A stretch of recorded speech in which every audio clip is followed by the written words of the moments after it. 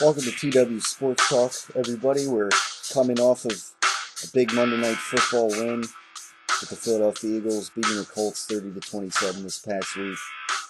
Kind of stealing a game is, in multiple senses of the word, I guess you could say. Obviously, a bit of controversy at the end of the game, but fortunately, the Eagles, they put it together and they took advantage of some questionable calls or missed calls from the referees. At the end, they shut down the Colts, who had a chance to win the game again, put the game away, and they took advantage of on offense and kicked the game-winning field goal 2 times since they iced the kicker there. So yeah, what was going through your mind at that last kick, Wayne? Like at the last few seconds of the game when they had the free kick. My thoughts on the second game of the Eagles is that, the old expression, sometimes better be lucky than good. Yeah. This is this team right here. Better be This lucky is the luckiest team in the NFL right now. As far as you have Jacksonville give a 17-point lead on you by just falling apart in the second half. And here you have not one, but 2 key first a non-call and a key call, maybe should have been a call, go in your favor pretty much. Yeah. And all of a sudden, you're back in the game. Yeah. Because maybe let's think about it. If that would have been called, Colts score a touchdown, kick a field goal, game over. Yeah. Or it's over. 10-point lead. Like they would have had to. Yeah, I mean, there would have had to have been an onside kick. There would have had touchdowns. I mean, it's not going to happen with this team. It's not going to happen at that point here. So luckiest team in the NFL here at this moment. I'm sorry, Tyler. Big win over the Colts. Well, I mean, without a Robert Mathis. Well, no, I mean, big win in the sense that they get out to a 2-0 start, and that nobody, I didn't expect them. I'll give you surprise, but this is not a big win. They're going to be facing tougher teams down the stretch here. Yeah, but I mean, if they beat those teams, I'd say a big win. Well, yeah, big in the sense that it was against Andrew Luck that everybody thought at home was going to beat the Philadelphia Eagles. And to a degree, he kind of did. I mean, they kind of using they were utilizing the running game more than I thought they would. I mean, and obviously I'm on Bradshaw. Trevor are not like the greatest of running backs, but the fact that they were running circles for defensive points was just embarrassing. Yeah. And like I said, I'm sorry, I am not sold on Nick Foles right now. Well, no, I mean, he didn't have a great. I mean, at least he wasn't bad. He had a QBR of 65%. That's barely above average in the NFL in that. And what was QBR like last season? Like 118. Yeah. Something like that. I'm not expecting 118 there, but at least in the 80s and 90s maybe. Yeah. But 65 right now. I mean, not so. We are barely missing the Sean Jackson wide receiver right now. Bradley Cooper is gonna just feels like a bust right now. Jordan Matthews is, he had a few catches, but he didn't have a great game. A lot of drop balls in this game. Jerry Maclin, he had a touchdown. It was kind of a short pass. Yeah, it wasn't like it was. To me, there's no deep ball threat anymore of this team. They're gonna have to diversify here a little bit. I think down the road. I mean, once again, Ertz looks great. He might be heading towards the record maybe this year as far as tight ends go, and so on. But once again, as it keeps repeating, as the great Sal Palantonio said, you can't win championships with utilizing tight ends. I agree. Yeah. Now, I know Chip Kelly would say, well, this team, people always said this team could do a lot of things with this offense and so on and so on. Last year proved otherwise in that, but yeah. I'm going to speak with the great Sal Pal because he has more NFL experience than Chip Kelly right now. So he's been in the league maybe a little bit longer, maybe good. Covering this, he's been covering the league for a long time. Yeah. So he's seen all the in and outs, all the quote unquote revolutionary plays and so on. Yeah. At the same time, he thinks he says they're going to go 12-4 this year. Yeah. In a bar with a bunch of drunk Philadelphia fans. Well, no, he's still saying it. No, he's saying it on yesterday on the Mike Missinelli show. I was listening, or I guess it was the other day. It was the podcast. Okay. I was listening to yesterday, and he's like, so Mike, you're gonna get something in the mail from FedEx. It's an invitation to the Sal Palantonio 12-4 bandwagon, or I guess whatever, mm-hmm.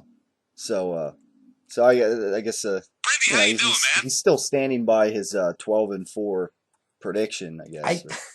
This team gets 10 wins. It's an accomplishment. Yeah. Well, this team gets 9 wins. It's an accomplishment. We haven't faced any real challenge, I think, yet. Well, I mean, still on the road against the Colts. The Colts coming off a loss against the Broncos, you know, forcing them to start 0-2. I mean, I still thought that was an unlikely win there.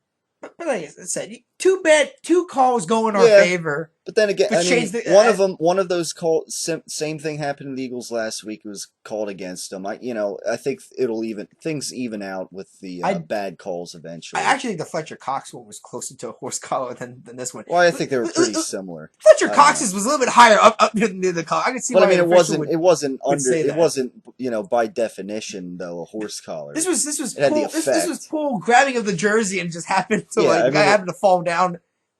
McCoy happened to fall down back. By the way, Sean McCoy just hasn't really been impressive so far. This season teams have definitely been game planning against them. I think you've definitely, Sproles has been the guy that's really been getting the yards. I mean, McCoy had some nice runs in that game, but I mean, in the blocking, could definitely be improved. I think for the run block, but every now and then you had some key runs by LaShawn McCoy. I think he had like 4 yards per carry, so it wasn't anything spectacular. But the first 2 games, the backups clearly outplayed him. Yeah. The quote-unquote guy that was supposed to come in and just to help, McCoy, help the run game out of McCoy, had the rest in that, has outplayed him. Yeah. McCoy said himself he's got to step up his game. LaShawn McCoy said it best. This team would be in deep trouble without Darren Sproles. So far. He admitted that we would probably be 0-2 right now if we didn't have a backup running back like Darren Sproles right now. Sproles is, Now, I got a problem if there's always stuff to say, well, maybe we start utilizing Darren Sproles more. The guy is 31 years old. Yeah. He's a young 31. He's been in the league for 9 years. But he hasn't been taking the kinds of, hits that your usual running back will be taking, up the gut. He hasn't been utilized as much in that way. I don't think he can go a full 16 games of what he did the first 2 weeks. I just don't see it. I mean, I'm not expecting him to put the same production up, but I mean, still be a guy that maybe the other teams are going to game plan against, definitely. Like I said, I'm not sold on this team. I'm just not. I mean, you don't have to be, but I mean, I mean, like I said, it's early yet, but the fact that the power rankings for ESPN has us at 4th, just behind Seattle, man. Just behind Seattle, we are the second highest NFC team. I wouldn't according to the power rankings. And I wouldn't have Cincinnati at 3 either. I'm sorry. They beat Baltimore, who kind of blew out Pittsburgh pretty easily. Yeah. They destroyed Atlanta to put 400 yards on the Saints. The Saints defense might be pretty mediocre this year, which is not going to be good use for Rob Ryan in the end. Yeah. But nonetheless, I can buy Cincinnati more than I can buy Philadelphia based on who they faced the first 2 weeks. No, but I'm saying I would still have New England ahead of both of those teams. I mean, Seattle lost 1. But that doesn't mean that they totally drop them down with other 1-1 teams. So if they're going to have, Seattle up there, I would still have New England up there. Seattle, I think, lost because it was 118 degrees in San Diego, for crying out loud. Well, I don't know how many people in Seattle used to 118-degree weather on a daily basis. Well, no one got to play 4 straight quarters in that weather. Yeah. Well, I mean that, and just sometimes things catch up with you, and the Chargers took advantage at home against the Seattle Seahawks, and the climate took advantage of the climate. I mean, Seattle is. Tyler, you may have had arguments in the past about what can be factors. Climate to me is always a key factor in games. Seattle is kind of a mild climate. Seattle's not Green Bay, Wisconsin. No, but it's not known for hot summers either. No, it's not. It's a kind of a mild. Yeah, it's kind of a mild climate. It was 118 degrees, Tyler. I mean, 118. That's a 1 and an 8. Right, that's 3 digits. But at the same time, they've gone down to Arizona and beaten them in Arizona, which is probably even hotter than San Diego at times. Isn't Arizona kind of a dome? To the degree? I don't know. I don't know if. So if that's the case, would that be air conditioning? I don't know, but. They went 6-2 on the road last year. I'm sure they've beaten. I'm sure this regime has beaten good teams. In that kind of weather. Yeah, I know, but 118. And not to mention, Phil Rivers had a hell of a game too. He actually played very, very well. I mean, he did everything right pretty much in that game. Rivers, Phil Rivers. It was like Seattle had a bad game either. No. I mean, To me, just the key factor, I think was the environment. It was just advantage San Diego then. yeah, I mean that, and Now, the thing I call BS is the whole time zone thing, which you think plays a factor in teams' preparation. well, not necessarily the time, but just everything that comes, not just the time zone alone, but just the preparation schedule and everything else. Well, like I said, my whole belief essentially is, as far as time zone go, is that what teams usually, if they got to travel away, usually land on a Friday. So that's Yeah, I one mean, full day. I mean, from a guy that flew from Pennsylvania to England to Italy for like one high yeah, school trip, and then I think I might have had one day to actually adjust to the time zone yeah, shifts. We're talking about like 8 hours. yeah. I'm not To just there, that, but I'm which is just different than maybe a 2 hour like time yeah, zone difference in that. So jet lag might even be easier to pick, especially if these are veterans too that are probably definitely yeah. used to the schedule and travel at this point in their career. So I don't buy the whole time zone deal, and really the whole 5 day prep, 4 day. I mean, come on. Say you played Monday night. Say it less prep than Seattle did, and they still won the game. Yeah. I can't buy it, but I do think the environment plays a factor in Yeah. games and Well, that. Depending yeah. on the offense the team runs, and just based on the fact that how many guys are actually used to playing this kind of Well, I think weather. maybe Really. that, and just just the football could be a game of matchups, and maybe San Diego, had a nice way of Yes, Keenan Allen clearly is a guy to watch Antonio out. Gates. I mean they've Yeah. I and mean, Philip Rivers. I mean too, like the way their offense is, kind Ken of. Risenhunt has resurrected Philip Rivers That's pretty what, yeah. I much. mean, and I think you kind of saw a bit of that last year, and I think this year you'll see But more then of again, it we're talking about too. the same guy that kind of resurrected Kurt Warner's career temporarily at Yeah, Arizona as well. So the guy clearly knows how to motivate quarterbacks yeah. and so on. But no, so yeah, saying, but then I don't know why anybody would assume Seattle would go 16-0. I mean, Well, yeah, that's the thing. I mean, if they were going to lose one of, if they have 3 losses or on the schedule or something, I mean, San Diego, it could have very well been one of them. yeah. If you look through But then again, the Denver entire wins 2 and schedule. up is 2-0, but the 2 wins really were that impressive. They almost lost to Kansas Yeah, City at the last. It wasn't for a 4th and goal stop pretty much in the end. And yeah, we're talking about a Chiefs team. People think they're going to go backwards this year. yeah. I don't know. Maybe Andy Reid disagrees with that. I don't know, but They lost some key they guys from did. that Yeah. team Well, last yeah. I year mean, that they went. lost Jamal Charles in this game too, so that hurts them obviously. Well, we talk about losses. It's a very I think the Dolphins lost the game to the Bills because there's no Sean Moreno went down early in the game, and like I said, once you lose a running game, you got to go one dimensional, and Ryan Tannehill is not going to take you to the yeah, promised land for the Dolphins. yeah, But I think once they had a running game with no Sean Moreno, I think that yeah, you got a more balanced offense. Let's look at Dallas for a second. yeah. DeMarco Murray. Yeah, He's paying dividends for my fantasy team, I gotta say. exactly. Yeah. I'd be So interested to see if Dallas stays that route. If they do, you got to throw them yeah, as a contender then. yeah. Well, Because now I mean, they beat Tennessee. I I figured would still come. think Tennessee is could surprise people this year. Well, I don't know. Tyler, let's look at it this I mean, way. they couldn't I look at against Dallas's defense. They could barely. I mean, I don't know. which is ranked 12th. I might add you right now. Right through 2 games, yeah, 2 games. I'm just saying, maybe this team is not going to be the worst defense. Maybe Rob McManelli finally found the secret to May maybe this team just got sick and tired of getting picked on by maybe, media but I mean, people and so on. I mean, there's still a lot of disparity in talent on the defense. now That's a the defense thing. that is no joke. That I think we better be definitely getting ready for this Sunday is Washington. Yeah. They had Well, 10 sacks on Jacksonville in that yeah, game. They decimated the Jacksonville Jaguars. yeah, A team, I mind you, we trailed 17-0 in the first half. yeah. And I we do know. have a offensive line problem that is not going to be fixed in a week. Although they did do pretty fine against. I mean, part of that Foles getting rid of the ball quicker definitely I helped. still saw him hang on to the ball too long. Yeah, a few times. With no definitely. Robert Mathis, this coach team has zero pass rush. They tried to do it. They had Yeah. They got lucky They a few tried to times. blitz. Yeah, but But I'm sorry, it's a different coach team about this Robert yeah, Mathis and that. I mean, there's very few teams where one player plays such a huge factor in there. But I yeah. mean, I'd say besides Robert Mathis, you got like Peyton Manning. If Peyton Manning goes down for Denver, that's a different offense then. Brock Osweiler is not going to be the promise. It's day and night. Tom Brady and the Patriots. Yeah, Brady goes down. That Patriots team just is not going to be that good then. yeah. Julian Edelman is not going to be a standout. Yeah. He's only a standout wideout because he has a great quarterback throwing to him. Except for the magical year where Matt Castle seemed to somehow drive them to 11-5, I think, but I don't see that. That's really showing. But that was how well has Castle done after though? But yeah, after that, obviously. Like I said, key thing maybe is the coaching staff. I think Belichick obviously can motivate guys better maybe than some other coaches can. Yeah. And that might, but like I said, maybe Chip Kelly to go back to the Dallas Tennessee thing. I mean, is Tennessee bad, or is Dallas just better than people think they're going to be this year? Maybe they or the Eagles.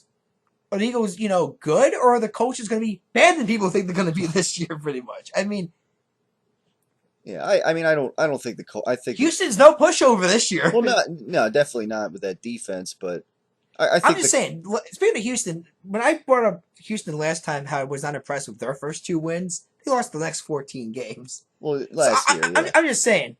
I'm not really impressed with Philadelphia these first 2 games in that. Yeah. I think they're going to lose the next 14 like Houston did. But I'm just saying. When they start facing actual people that are not going to blow second half leads, well, I mean, come on, Tyler. But the thing is, though, Andrew Luck normally never. He's basically never. He's been clutching the fourth quarter and the third quarter. Yeah, but I feel like he took the ball out of his hand in the second half, though. I know it was for most of the game.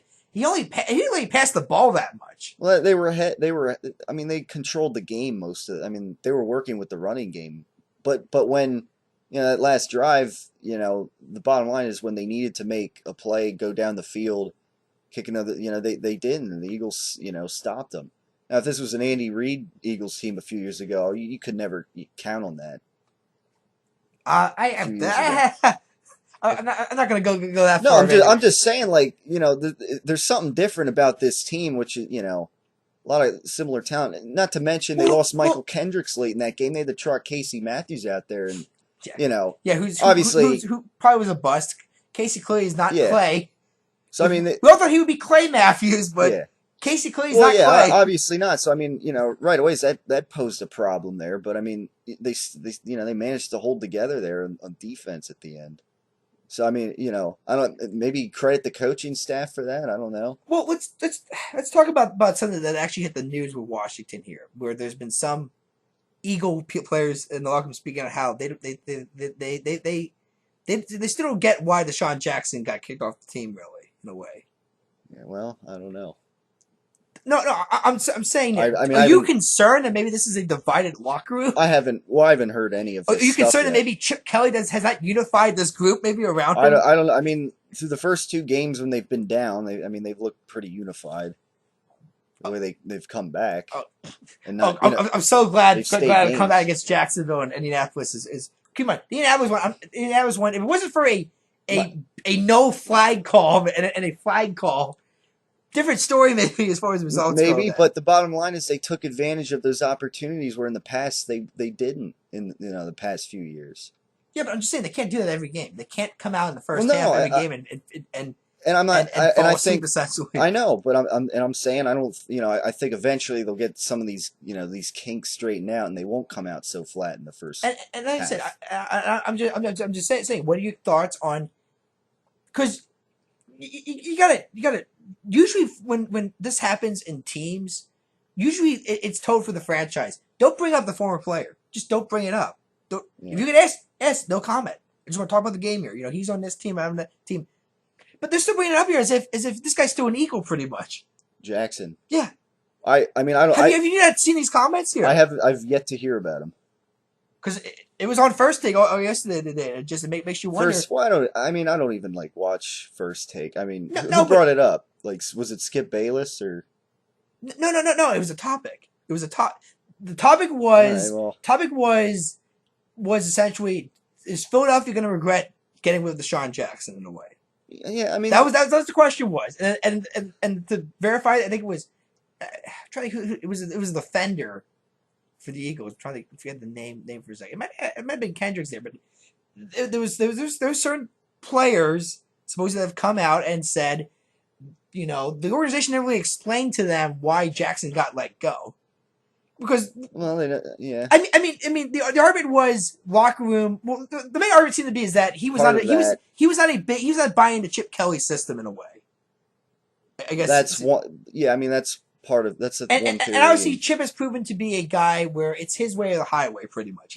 He comes off. That's how he comes off as. It's his way or the highway. There's if the system isn't working, it's this player's fault. It's not the system's fault in a way. This guy's going to stick to the system to as long as his tenure in the NFL lasts. Doesn't matter if this team goes at one point 4-12 on a year. It's not the system's fault. It's the players in the system's fault. Die by it. Yeah. Fault. Live by it. Die by it. Yeah.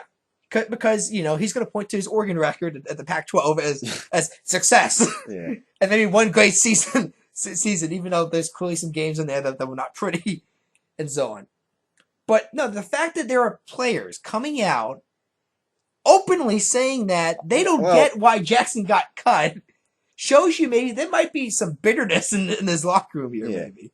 Well, I don't know. And while that hasn't happened yet, they haven't even faced, maybe when you face a former Eagle, does that affect your gameplay then maybe from certain guys then? Yeah. Well, I guess. Especially if some guys think the guy got wrong just because the coach did like his, a guy coming out and openly criticizing his playbook maybe. I don't know. Well, I mean, I don't know. These are national guys on the outside looking in during the, leading up to the game with Deshaun Jackson, I guess, returning to Philadelphia too. Yeah. I mean, I don't know. And it sounds like he's going to be playing. I mean, it sounds like he said he wanted to play regardless of if he's injured or not.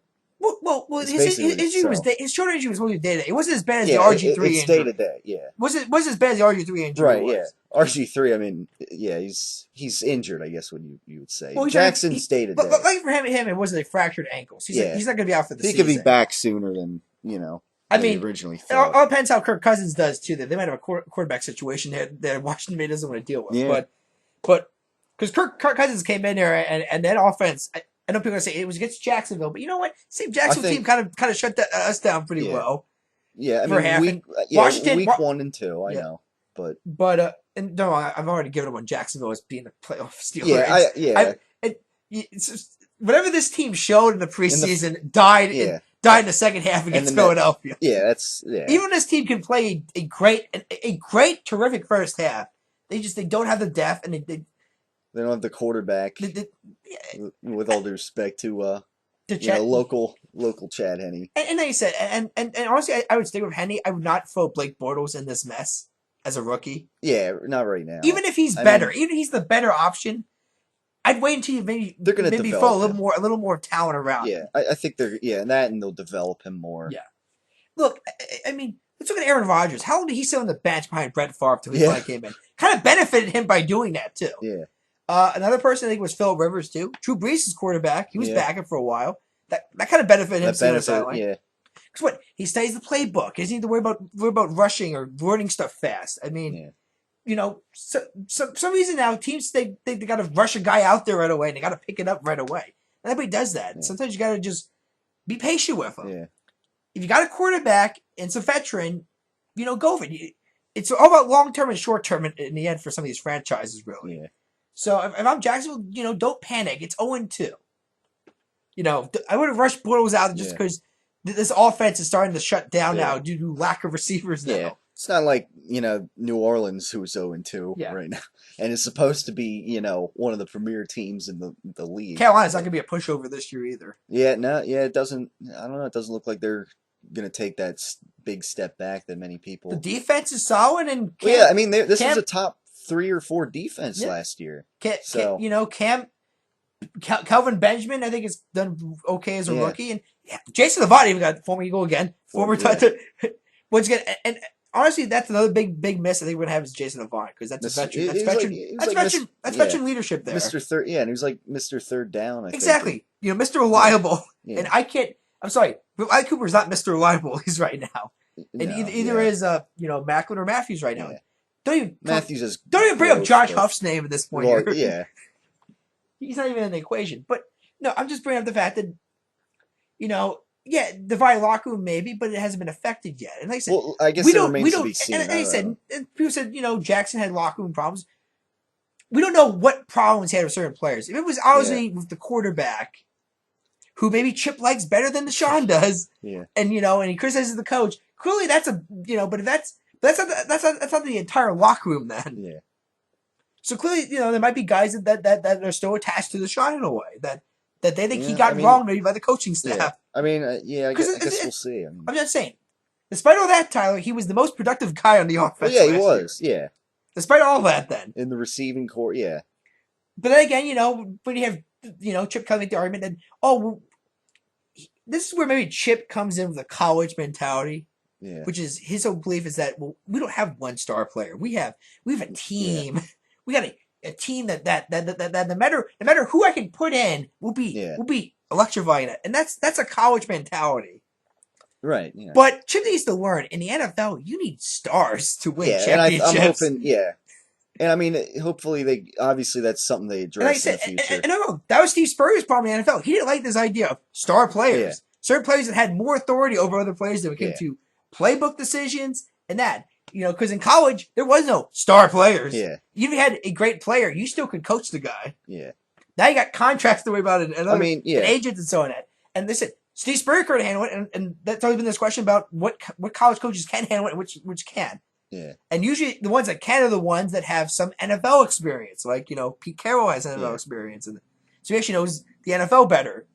Chip has no NFL experience in that. So there's always been that fear of, can this guy handle it here? Now, granted, a certain guy from Miami, Jimmy Johnson, had no NFL experience. Yeah. He came in and created a dynasty in Dallas in the 90s. Yeah. But he also had, and people always said, Chip has that Jimmy swag kind of. He comes in and he's got like this commanding, like, you will respect me. I am the head coach. I am the head coach of this franchise here. You don't like it, you can leave. Yeah. And that's pretty much what his mentality was for Jackson. But there's some players that said, yeah, but he also was the most productive guy in your team. He helped make your offense better, in a way. Most productive receiver on the team, I guess. Because, I mean, to be fair, LaShawn McCoy had more yards overall. Good point. Right now, you look at right now. Who, once again, probably is a supporter of this offense because I think it means he's getting the ball more. Yeah. And 20 plus carries a game. And don't get me wrong, maybe Jackson hated the fact that it was turning more from an aerial threat like with the Andy Reid offense into more West of a run based, pass based offense and that. And maybe that's why Kelly got rid of it. Maybe he said, I don't want to go for deep threat guys. I want to go for short screen passes and I want to move the chain down the field and so on. I don't want to go for the aerial show in a way.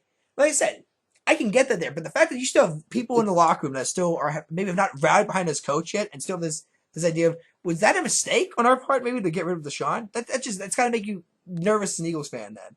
I'm just saying when you have a divided locker room in the NFL, it's not a good sign either way. Yeah. There's no way you can spin it. It's not good when you have guys still, especially coming out in the public and making comments. Yeah. Well, I'll be interested in, maybe hearing from like Tim McManus or something if something like this is, or somebody who's definitely like in tune with what's going on with the Eagles locker room and everything. I'll definitely be looking for to hear about that, but yeah, so obviously, big game against the Redskins. Sounds like Deshaun Jackson is gonna play. Yes, hurt or not.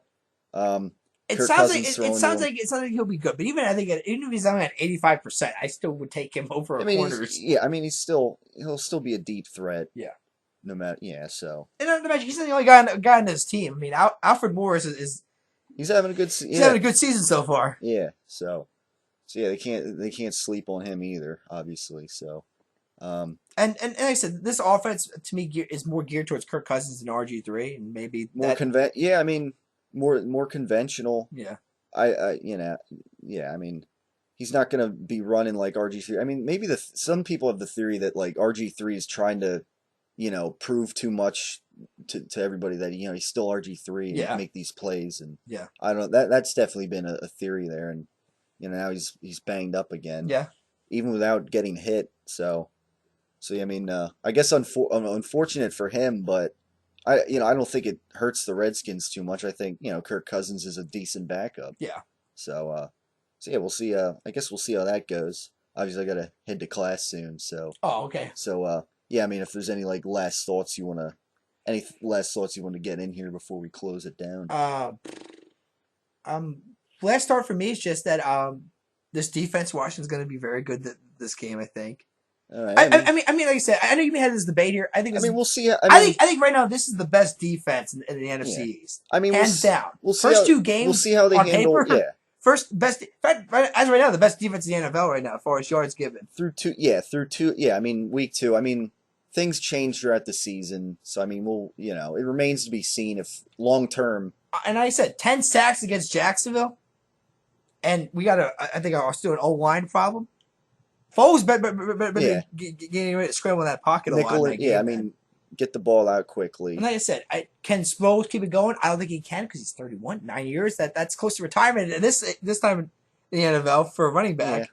But especially he's going to be taking a lot of hits. Still they're going to have to find a way to game plan. And like I said, I'm still not sold on our wide receivers, and I'm interested to see how Jackson comes out in Philadelphia.